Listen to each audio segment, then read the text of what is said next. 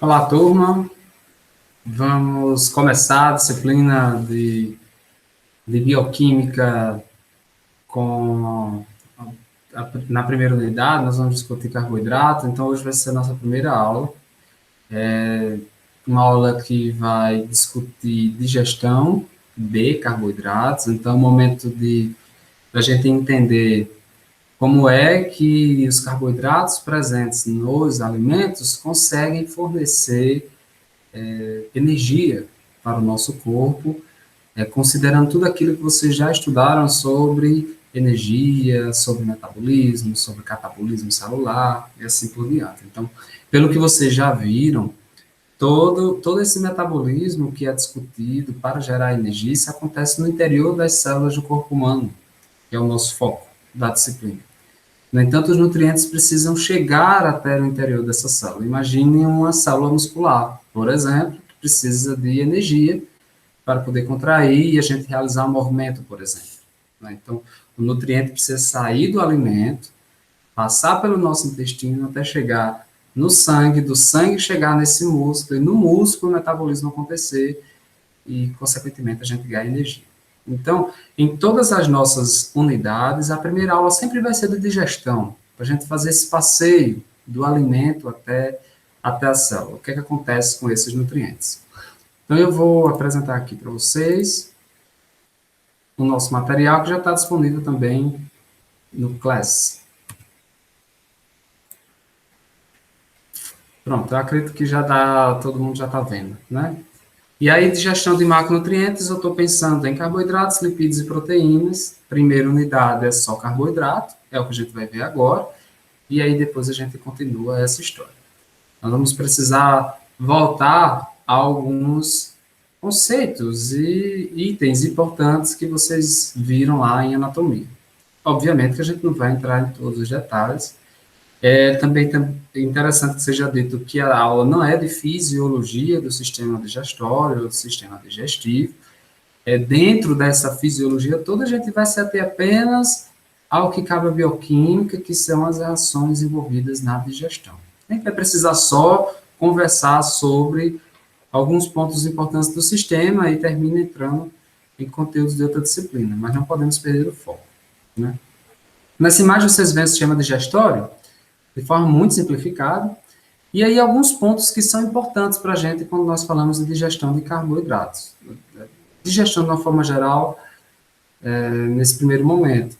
Como na cavidade bucal nós vamos ter glândulas salivares que produzem secreções que são importantes para o processo digestivo, além do estômago, e de glândulas acessórias ao intestino, como acontece com o fígado, acontece com o pâncreas, são super importantes, e também o próprio intestino delgado, aquele local onde a digestão finaliza, onde os componentes são absorvidos.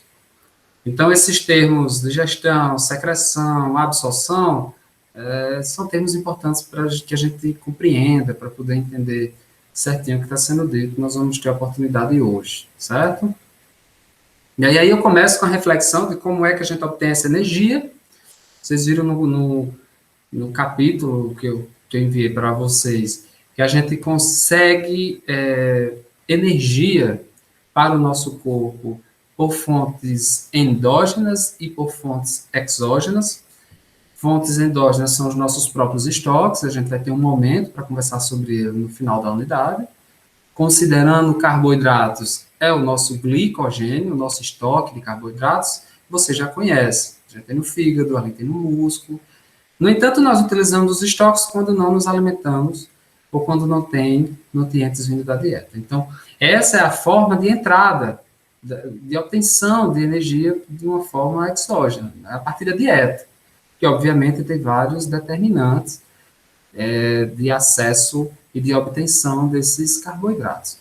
Esse material oriundo da dieta vai entrar no nosso corpo e a partir do metabolismo desses carboidratos, a gente consegue utilizar a energia para a produção e realização de trabalho na célula, assim como também geração de calor. Considerando que o nosso corpo funciona numa temperatura constante, a gente gasta energia para controlar, né?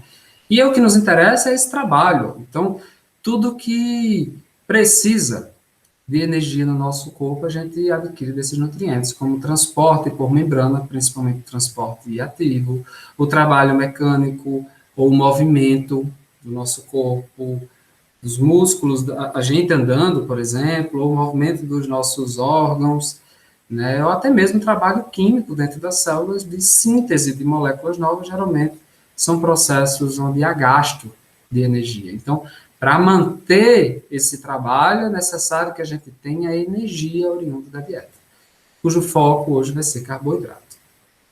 E aí, é necessário que a gente compreenda o que acontece, né, durante essa digestão. Nessa imagem, a gente consegue ver alguns conceitos importantes, como digestão, secreção e absorção. A figurinha mostra aqui a luz ou lúmen do trato digestório, ou seja, o interior do TGI, por exemplo, por onde a comida passa. Essa comida ou nutriente, na forma que está presente no alimento, ele não consegue adentrar o nosso corpo. Adentrar o nosso corpo significa absorver o nutriente, ou seja, tem que sair do intestino, atravessar essas membranas até chegar no sangue, que é quando consideramos que o nutriente está biodisponível. Até chegar lá, temos que garantir a digestão, que seria a quebra desses nutrientes em partículas menores, capazes de serem absorvidas. E percebam que esse processo de digestão, ele é dependente das secreções que o TGI produz, seja lá na cavidade bucal, seja no estômago ou no intestino. Entendem? Então, produzimos secreção, ocorre digestão e só depois acontece a absorção. Então, a gente precisa garantir isso. Se por acaso tivermos problemas na secreção, que é onde a gente encontra enzimas capazes de digerir nutrientes, por exemplo, a gente pode não realizar a digestão e o material ser excretado nas fezes. Acontece em alguns tipos de intolerâncias alimentares que a gente vai discutir hoje também. Então, isso acontece não só para carboidrato, o processo de digestão ele é comum para todos, vai diferenciar as enzimas e o sítio anatômico quando tudo acontece. Entendido? Então, para isso é necessário que a gente conheça essas enzimas responsáveis pela quebra desses macronutrientes, que são chamadas, em termos de conjunto, assim, de hidrolases. Hidrolases, como todo mundo lembra, termina com ase, significa enzima, que realiza reações de hidrólise, ou seja, a água participando do processo de quebra desses nutrientes. Então, aqui, ó, como é que a gente encontra no alimento? A gente encontra carboidrato, proteína e lipídios na sua forma mais complexa, não é a forma absorvida, então não existe uma proteína absorvida, não existe um amido que é absorvido. Na verdade, esses componentes precisam sofrer ação dessas enzimas, até que as suas partículas menores sejam liberadas na luz do intestino, como glicose, como aminoácido, né, ou ácido graxo, e aí eles serão absorvidos porque existem estruturas no intestino capazes de captar e colocá-los para dentro do nosso corpo. Então, digestão é basicamente isso, é necessário que a gente conheça onde acontece e quais são as enzimas. Será importante. Então, para essa primeira aula, que será a aula de carboidratos, eu pensei em dividir em 3 momentos. Nesse primeiro momento, nós vamos rever um pouquinho os carboidratos presentes na dieta.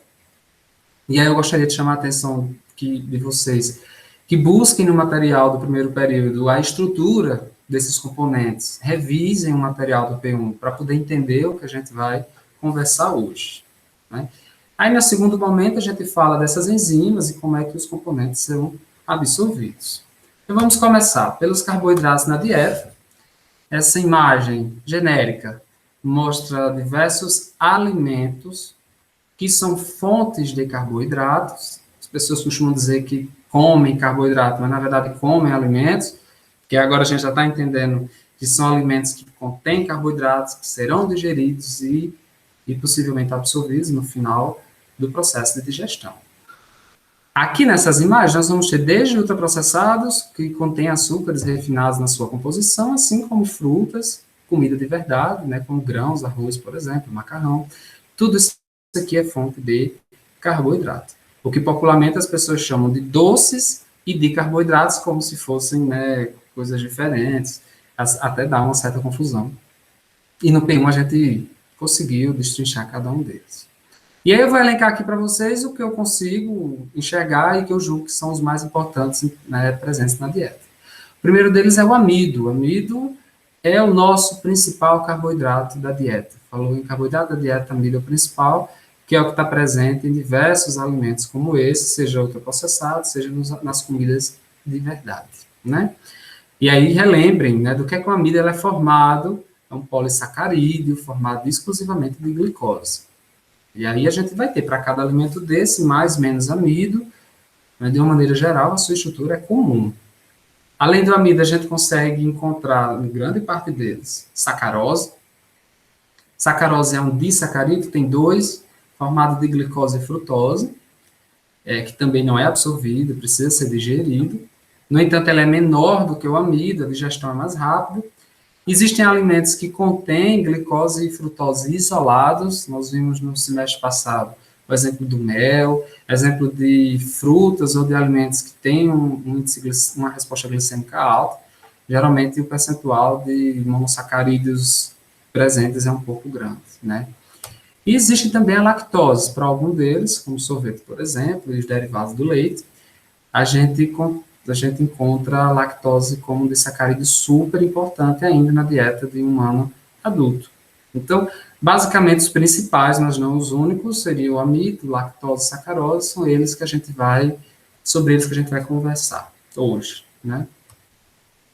Então, partindo do entendimento do que é que seriam os alimentos fonte de carboidratos, a gente começa a pensar e entender como é que esses carboidratos se transformam em energia no nosso corpo, né? Como é que uma pessoa que come bastante batata doce, para ganhar energia e treinar direitinho, como é que isso acontece? Como é que esse carboidrato sai da batata doce e fornece energia? Como é que o nosso corpo consegue fazer isso tudo? Isso é um processo que depende exclusivamente, não exclusivamente, mas vamos pensar que é um processo que depende inicialmente da sua digestão.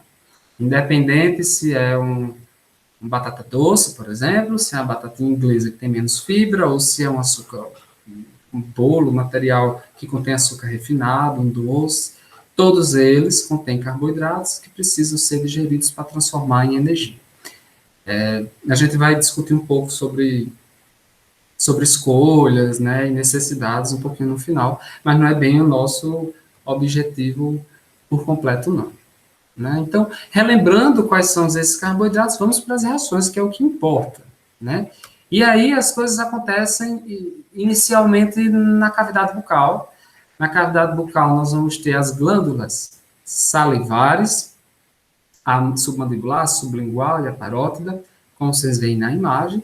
São glândulas exócrinas, glândulas que produzem secreções. Nessas secreções a gente pode encontrar água, claro, a gente vai encontrar minerais diversos e a gente vai encontrar proteínas também. Dentre essas proteínas que estão presentes na saliva, eu destaco a principal delas para a gente, nessa aula, que seria uma enzima responsável pela digestão do amido, chamado de amilase, ou alfa-amilase salivar, para poder a gente diferenciar da pancreática, por exemplo. E o que é que faz essa amilase? O nome já diz tudo, né? É uma enzima cujo substrato é o amido, e aí você já conhece o amido.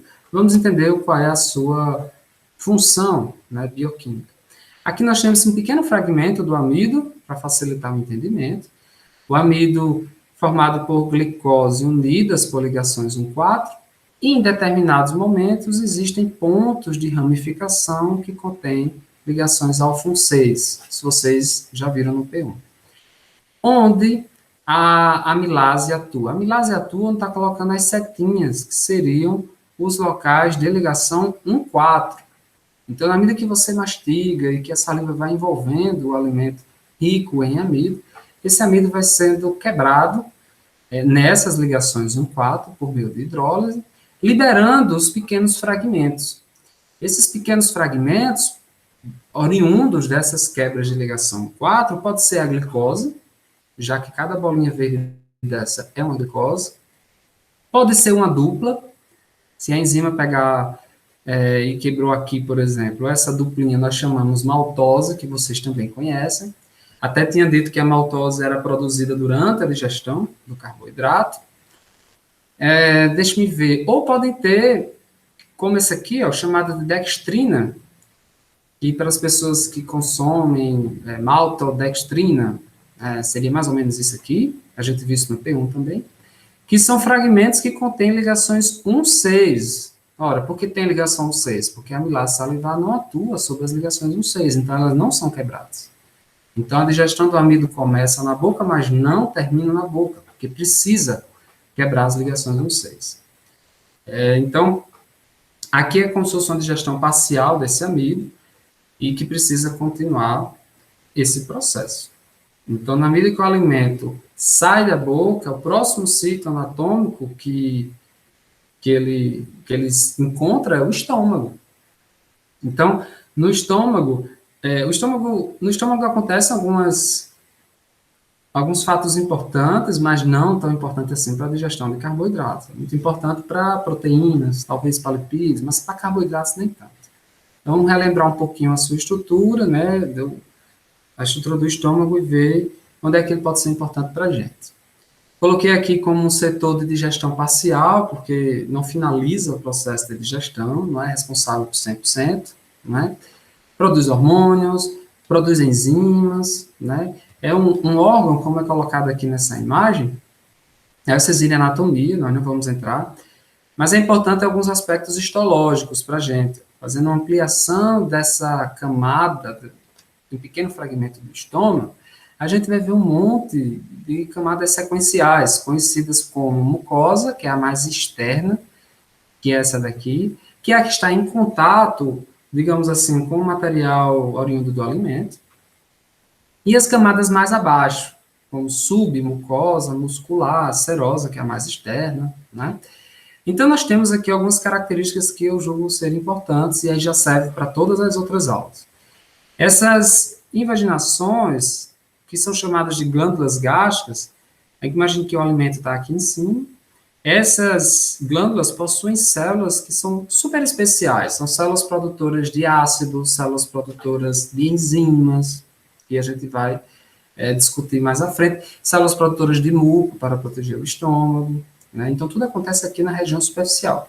Essas fibras musculares, nós temos 3 camadas, né, cada uma com um sentido diferente, é para facilitar a movimentação do alimento dentro do estômago e ele liberando aos pouquinhos esse material até chegar no duodeno, que é uma cena do próximo capítulo, né? E aí, falando de estômago, nós temos aqui essa imagem da glândula, com todas as suas populações celulares, e cada população celular recebe um nome, tem uma função diferente, onde a gente pode fazer destaques aqui de algumas, como para carboidrato, né? Como essas células parietais, que são as células produtoras de HCl. Veja, de fator intrínseco, a gente viu isso em vitamina B12. Mas vamos focar assim em carboidrato. É um órgão com pH próximo a 2, todo mundo sabe disso, é um pH muito ácido. Esse pH não é o mesmo da saliva.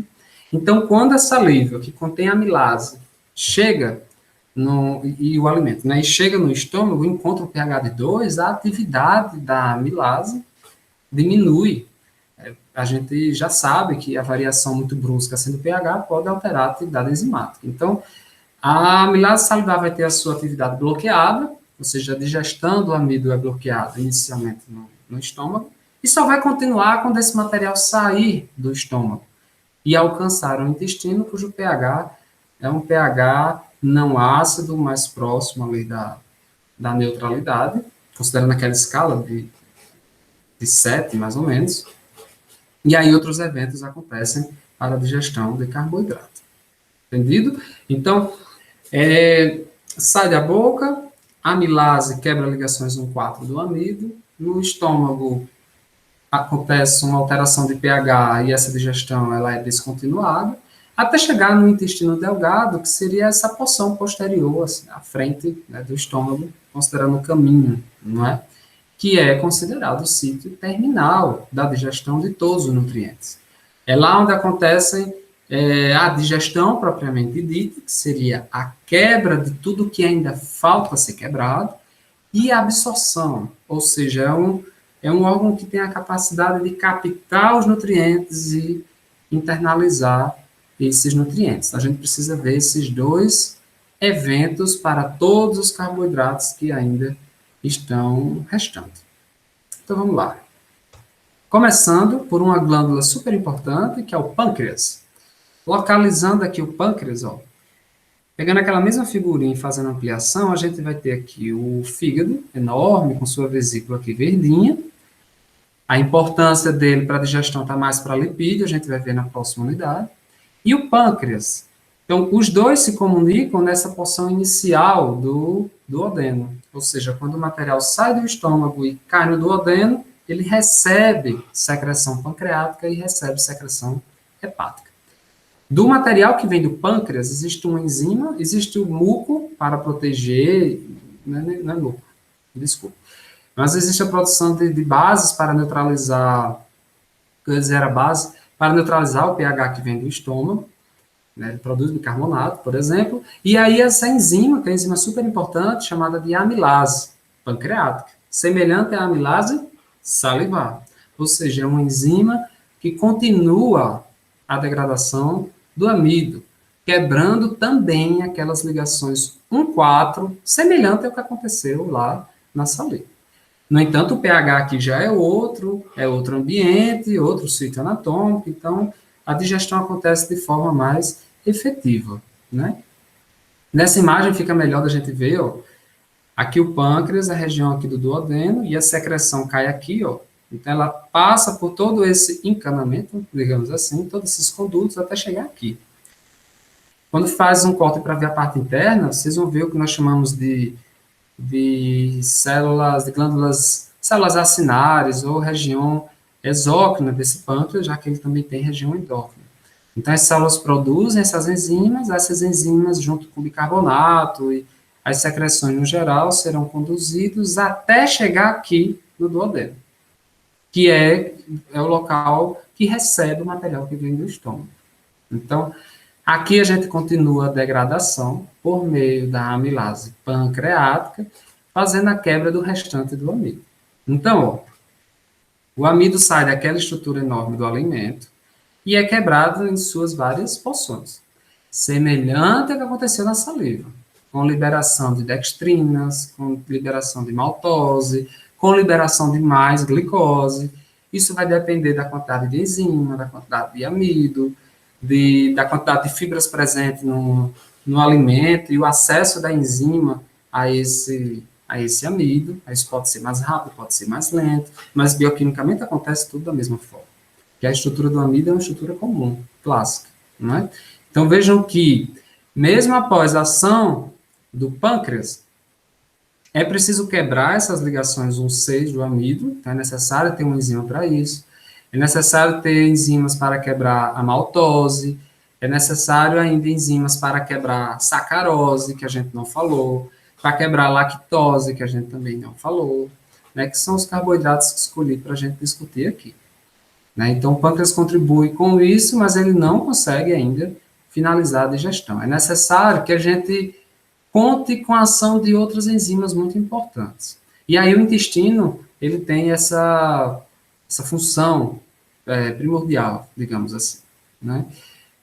Porque o intestino ele pode ter enzimas ligadas à sua membrana que hidrolisam os carboidratos restantes. Enzimas ligadas à membrana, imaginem que é uma enzima que aqui a mucosa do... Vocês estão vendo? Porque eu não estou conseguindo enxergar direito.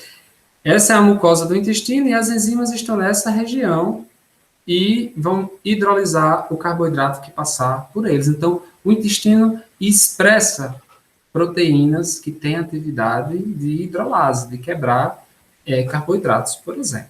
Vamos conhecer essas enzimas agora. Para vocês entenderem, antes das enzimas, a parte histológica é super importante, porque, diferente do estômago, o intestino tem, na sua mucosa, que seria a região mais externa, vocês vejam que não é não é uma superfície lisa, é uma superfície que tem evaginações, projeções, como vocês estão vendo aqui, que nós chamamos de vilosidades, né? Veja só, é uma linha contínua, o intestino, e aí fazendo a ampliação você vê essas vilosidades, ou seja, nessa mucosa a gente consegue ver abaixo do epitélio uma grande rede de vasos. Então, essa intimidade dos vasos com essa mucosa faz do intestino um órgão extremamente importante para a absorção de medicamentos, absorção de nutrientes, por exemplo. Então, essa é a estrutura que garante que ele tem essa função. E se a gente for olhar cada célula individualmente, ela vai ter pequenas projeções que nós chamamos de microvilosidades. Então, isso facilita, aumenta o contato da célula com os nutrientes, com o material que veio da dieta. Para que aumentar essa área de contato? Aumentar essa área de contato para terminar a digestão e também para absorver esse nutriente. É aqui que estão localizadas essas enzimas que eu estou falando, responsável por esse processo de digestão.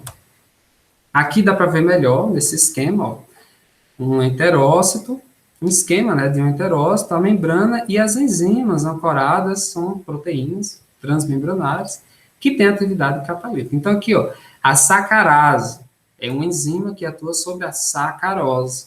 Na medida que a sacarose passa por aqui e é alvo dessa enzima, essa enzima consegue quebrar a sacarose nas suas unidades menores, que seriam glicose e frutose. Então, quebra aqui na luz do intestino. Isso não acontece só com a sacarose, acontece com várias outras. Aqui nós temos todas. Ó.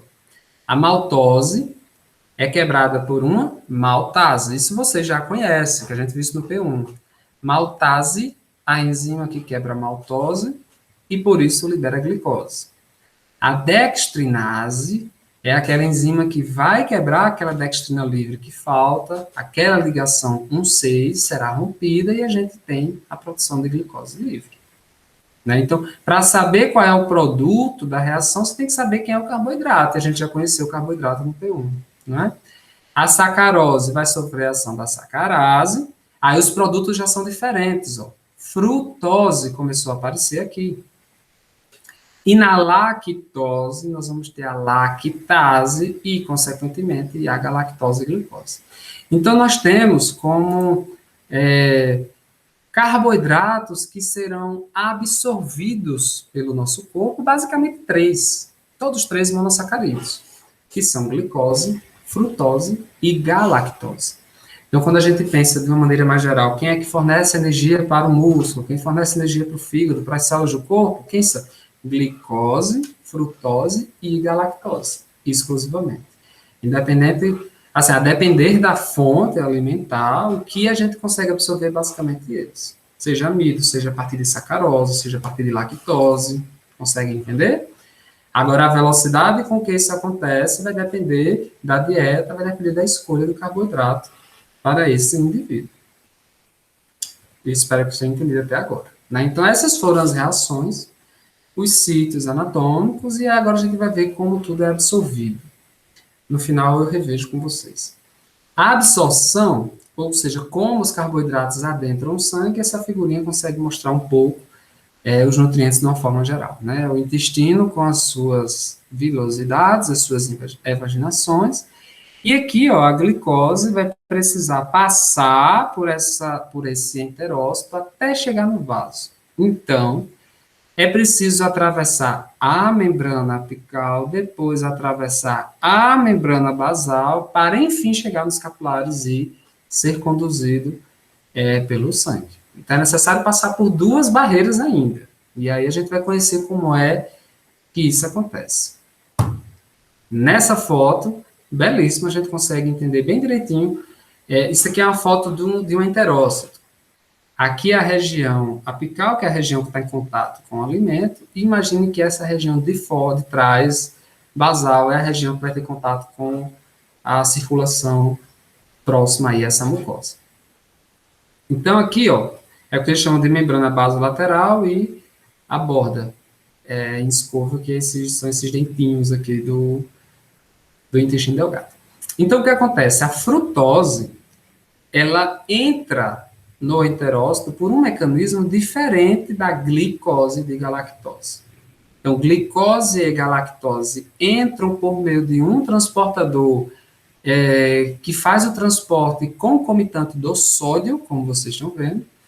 Digamos que é um transporte ativo secundário, é um transporte que depende da entrada do sódio. O sódio entra a favor do seu gradiente de concentração e com isso a glicose consegue entrada, ou galactose. É o que nós chamamos de SGLTI. A frutose, por sua vez, é absorvida por meio de uma família de transportadores, chamados transportadores de glicídios, a gente chama de GLUT, no caso aqui o GLUT5, que é o responsável por captar a glicose e colocar a glicose no intestino, no enterócito. E aí, todos os 3 monossacarídeos saem do intestino e vão para o sangue, por exemplo, por meio de uma proteína do tipo GLUT2. O GLUT2 consegue pegar todos os 3. O GLUT5 só consegue pegar a frutose. Então, a nossa absorção é dependente da expressão dessas proteínas. A gente vai ver com um pouco mais de detalhe aqui, né? Para vocês entenderem o que é esse SGLT1, eu falei aí, né? Que é um transportador de glicose dependente de sódio. Vocês veem aqui, que o sódio está em maior quantidade fora do que dentro, então ele entra a favor do seu gradiente e, consequentemente, a glicose entra contra o seu gradiente. Tem mais glicose dentro de uma célula proporcionalmente do que fora, né, de uma célula intestinal.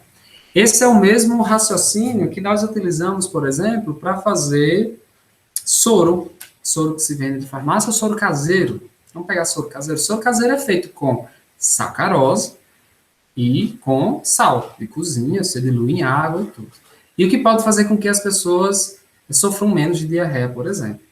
Por quê? Porque a gente vai, para poder ter a absorção de glicose, é necessário que tenha o sódio, que está presente no sal. Então, é uma combinação perfeita. E na medida que o intestino consegue captar a grande quantidade de sódio, a água também entra nessa célula com o intuito de dissolver esse sal, e dessa maneira a gente perde menos água, né, para as fezes, por um processo de diarreia. Então, é necessário para que a gente não tenha desidratação, por exemplo. Então, é um transporte que acontece basicamente para a glicose e para a galactose. Né? Já a frutose entra por meio do GLUT5, é uma família de transportadores de glicídio, transportadores de glicose. Eu digo uma família porque existem vários subtipos, GLUT1, 2, 3, 4, 5. Né? Nessa tabelinha, a gente consegue ver os subtipos também de transporte junto com o sódio, né? E onde eles estão localizados. Por isso que tem o número 1, porque é localizado principalmente no intestino. O GLUT5, que é o que capta frutose, tá vendo? Existe principalmente no intestino. E existem outros, a gente falou do GLUT2 hoje também, que está presente no intestino, mas a gente vai falar nesse GLUT2 lá no fígado, lá no pâncreas, principalmente. E esse GLUT4, que é muito importante, que o músculo esquelético, o tecido adiposo, por exemplo, expressa. Muitos desses GLUTs existem nas células de maneira, não posso dizer autônoma, mas de uma maneira que não depende de insulina. Insulina é um hormônio que, pelo que vocês já conhecem, também é um hormônio que diminui a quantidade de glicose no sangue. Uma pessoa que tem problemas com insulina, a glicose sobe. Então, é uma pessoa que tem hiperglicemia. E uma das formas da insulina normalizar essa quantidade de glicose no sangue é aumentando a expressão de GLUT4, por exemplo, no músculo, no tecido adiposo. Então, quando tem insulina, a gente vai ter GLUT4, GLUT4 capta a glicose do sangue, coloca para dentro, e assim a gente tem a normalização, né, dos níveis de glicose. Então, a gente vai ver ao longo da disciplina vários exemplos de GLUT. Para a digestão, basicamente, o GLUT2 e o 5 foram os mais importantes, para a gente entender como é que são absorvidos. E aí a gente consegue ter essa visão geral aqui, tudo que vem lá do alimento, amido, se o alimento já tiver glicose isolada, tranquilo, não precisa digerir mais. Sacarose precisa, lactose precisa, amido precisa, nada disso é absorvido. Veja que o que é absorvido são os seus monossacáridos. sacarídeos, frutose, glicose e galactose. São eles os fornecedores de energia. Então, quando se consome uma batata doce que é rica em amido, o amido tem que ser quebrado, e o que entra é só glicose para fornecer energia para o músculo, por exemplo, não é? Existem, quando a gente vai, né, conversar sobre digestão e funcionamento das células do ponto de vista energético, várias questões precisam ser levadas em conta. E aí, depois dessa aula toda de digestão, acho que isso é importante que vocês saibam. Uma das coisas é a dieta. Então, eu estou falando carboidrato de uma forma geral, mas vocês sabem que existem diversas fontes, diversos tipos, e a escolha pode determinar o quanto e a velocidade do processo. É necessário que vocês conheçam que conheçam as reações que ocorrem à digestão, para poder esse alimento fornecer energia, como mostra a figura. E além de ter as reações, é necessário absorver, porque se você não absorve, esse material não chega no sangue. Um exemplo importante que a gente estudou no P1, mas eu posso lembrar agora, seria das intolerâncias à lactose, por exemplo. Então, a pessoa consegue dieta, consome o leite, mas a pessoa não consegue realizar a reação adequadamente. Ou seja, você não digere a lactose. Se você não digere a lactose, aí você já não absorve, você já não capta esse nutriente, ele vai sair nas fezes, ou vai ser metabolizado no intestino pelas bactérias, e a pessoa sofre bastante, como a gente já conversou no primeiro período.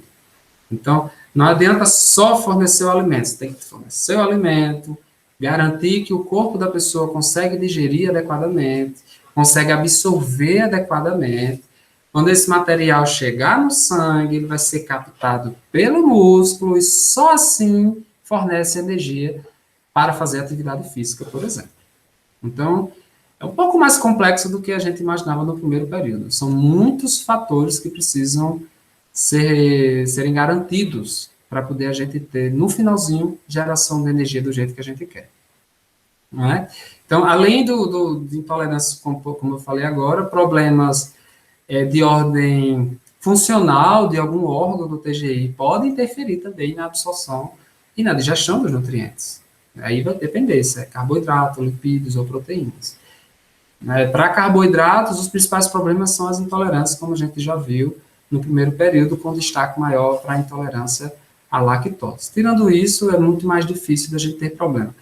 Mesmo tendo problemas no pâncreas, por exemplo, a participação dele na digestão geral dos carboidratos de uma forma como um todo não causaria tantos problemas. Mas é algo relevante também, que o pâncreas auxilia na digestão de carboidrato. Né? E aí eu coloco aqui como exemplo mesmo, né, de quando vocês forem pensar em fontes, tipos e exemplos de carboidratos, aí nós temos comercialmente vários exemplos, podem ser moléculas isoladinhas, como dextrose, podem ser amido, que são vendidos como amidos de digestão rápida, como o oximase, porque ele tem muito mais amilopectina do que a amilose na sua composição. Mas aqui, ó, é amido de todo jeito, precisa ser digerido. Aqui já é isoladinho, já não vai precisar ser digerido, porque já está no seu tamanho de ser captado. Então, a gente começa a enxergar que as empresas, e aí não é questão de propaganda, as empresas vão formulando produtos para atender demandas de algumas pessoas em especial. Então, pessoas que precisam de energia muito rápido, então podem fazer uso de carboidratos que têm uma digestão muito rápida. E aí eu estou falando de pessoas não comuns, pessoas atletas, pessoas que fazem maratona, que treinam horas e horas e horas durante o dia, e que as fontes endógenas não dão conta de fornecer energia adequadamente.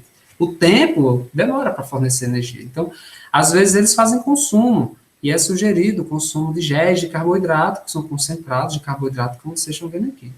Concentrados que vão ter o oximase, que é esse daqui, que vão ter maltodextrina, que é um carboidrato de digestão muito rápida, e aí vão ter também palatinose, que é a isomaltulose que a gente viu também no primeiro período. Então, são géis como esse que dão um boost de carboidrato inicialmente, e a palatinose mantém isso ao longo do turno de treinamento. E aí eu estou falando, sei lá, de pessoas que treinam 4 horas, 5 horas seguidas, né? Então, não é qualquer pessoa que deve fazer uso disso. Até porque é perigoso, a gente precisaria de uma grande quantidade de água para diluir isso daqui, e a pessoa pode ter problemas intestinais, pode ter diarreia se não fizer o uso adequado. Mas aqui é só como exemplo, para vocês pensarem, quando for no P2, P3, que forem formular dietas, pensar nas fontes, se for comida de verdade, se vai ser suplemento, sempre optando por comidas de verdade, enfim, você tem que pensar nisso tudo para poder fazer a escolha mais adequada para você, para o seu cliente, seja lá para quem for, né? Aqui são só alguns exemplos.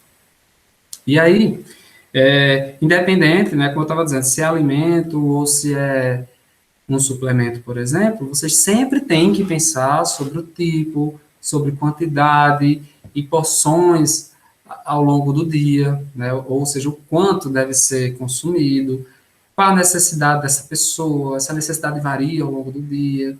E aí vocês precisam levar em consideração, sim, a velocidade de digestão. Mas essas questões são só para vocês pensarem sobre.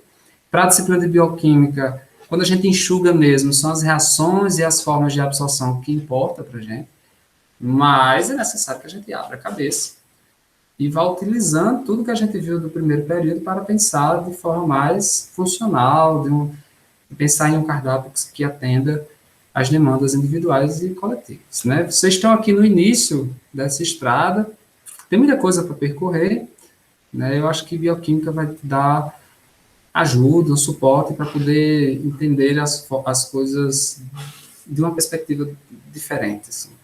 Isso é super importante. Bom, assim eu finalizo a aula de carboidrato, de digestão de carboidratos. Então, vocês já sabem, nesse momento, quais são os carboidratos da dieta, como são digeridos, como é que chegam no sangue, e na próxima aula eu já vou considerar que essa glicose oriunda do alimento entrou numa célula muscular para poder a gente entender como é que essa célula vai metabolizar essa glicose para geração de energia. Esse seria assunto de uma próxima aula. Espero que tenham gostado e aproveitem para ler material sobre digestão de carboidrato. Para ler material de digestão de carboidrato, eu sugiro capítulos de fisiologia mesmo. O livro do Bernin, de fisiologia, é o que eu mais gosto, mas pode ser qualquer um outro. E esse material vai estar disponível para a aula, vocês podem rever e a gente tira dúvida na próxima aula. Certo? Muito obrigado. Até a próxima aula.